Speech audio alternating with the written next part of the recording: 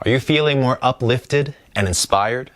Are you wanting to revamp everything in your life and to make this now a regular practice for how you live? Well, if so, then you're probably in the last stage of your awakening, which goes into what's called the assimilation. What's that? Let's jump into it.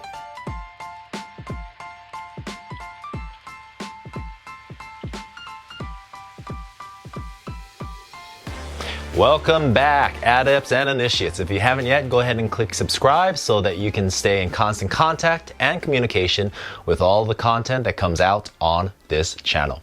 All right. So we've gone through now 1, 2, 3 of the 4 stages of our awakening. As we go into this last stage, know that all of this has built into this final stage. And one of the things about the stages of an awakening is that at any point we can backtrack and slingshot in the opposite direction. However, we, as long as we remain intentional, will continue to move forward in this. Inevitably, there's going to be some steps back, and that's fine. However, as long as we hold the intention and a vision, magic happens. All right, so our last phase in our awakening comes to the assimilation.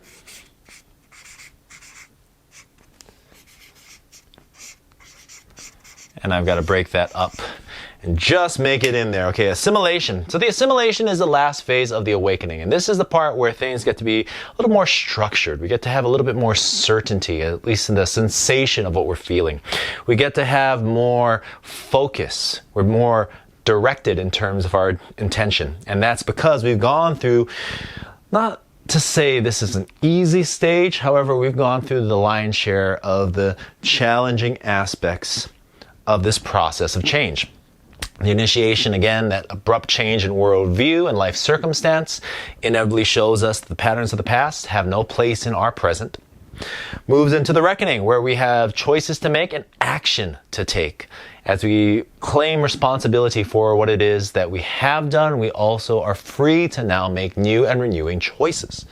Going into the emergent stage, that's where we get to know more about ourselves. And that's a terrific thing, because one of the aspects of this in relationship to self is that we can re-encrypt and code ourselves.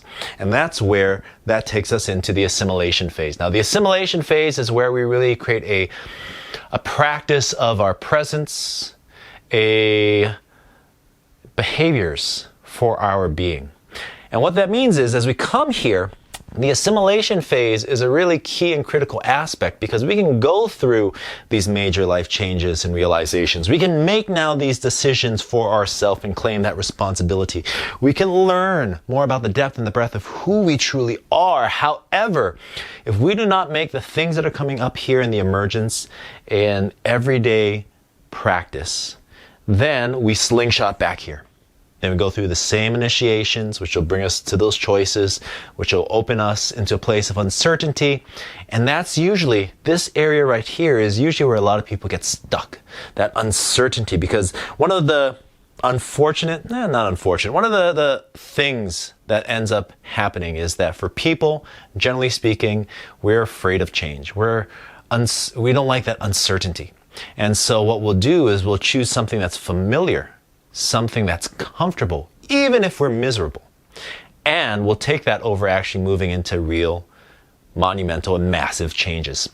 And the thing about that is these changes, these behaviors, these actions, when we make it a discipline, an actual practice for ourselves, and we continue to do that, we step further into this aspect of the assimilation. We integrate all of these new and renewing frequencies and energies and beliefs, and we follow it by actually cementing it in our bodies. And we do that through actually doing the work, doing the things. And so if we're looking at this in terms of, for example, one of the things that came up in one of my emergences is, because this is cyclical, this will happen again and again and again in different aspects of our lives.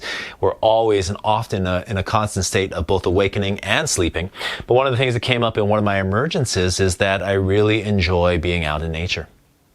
And that when I am in the presence of just the silent yet profound frequency of the earth, that amazing things happen for me. I feel more energized. I feel lighter. I feel just very connected. And so had I not continued to go hiking and go to the beach and integrate that into my life, especially as a father with 2 boys, then that could have easily slingshot me all the way back into another initiation, which would bring that realization and bring that deep aspect of who I truly am, moving from that ego identity into the essence of who I am.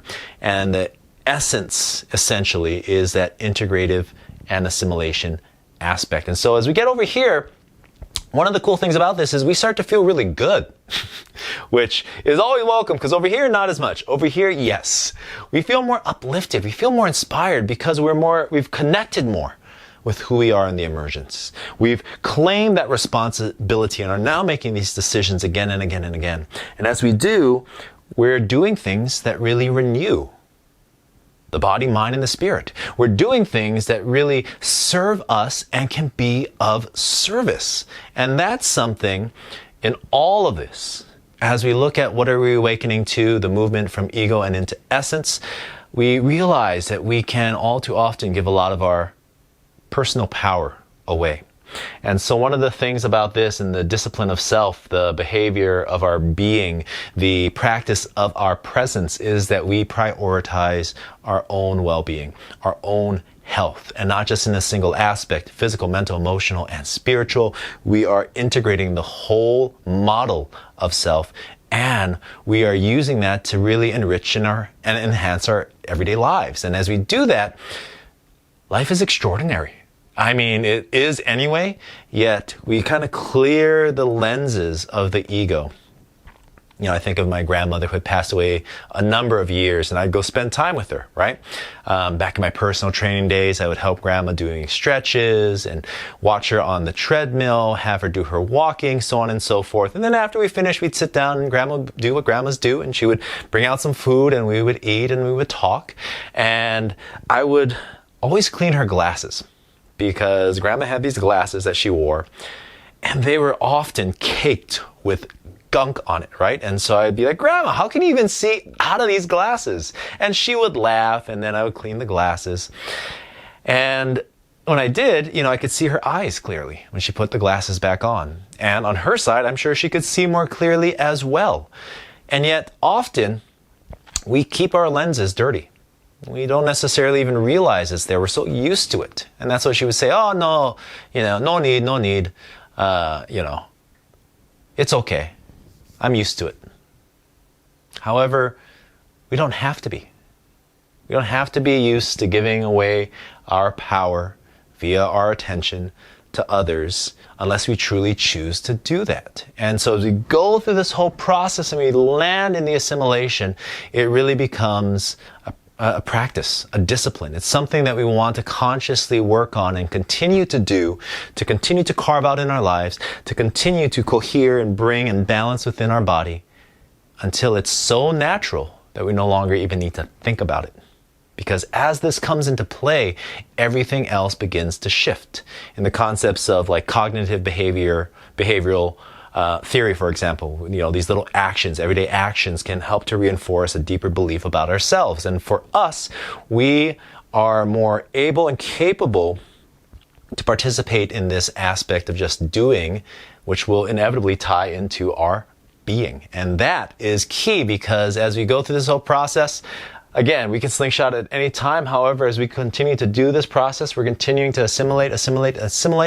And then all of a sudden, all of the energy that we lost or we're losing, or we're rather giving away in the initiations, those patterns of the past now become something of, they more or less have passed. And so as we are able to continue in this area here, we have more energy, more attention, more bandwidth to go through another awakening. And as we do that, all we're really doing is we're reclaiming this deep, sincere, real, raw, and authentic aspect of who we are in our essence. So as we get into this, we'll have a little bit more in terms of how all of this works together and how we can actually identify and work through using tools, techniques, and teachings through each one of these stages. For now, though, love and aloha, take care, and ahui ho.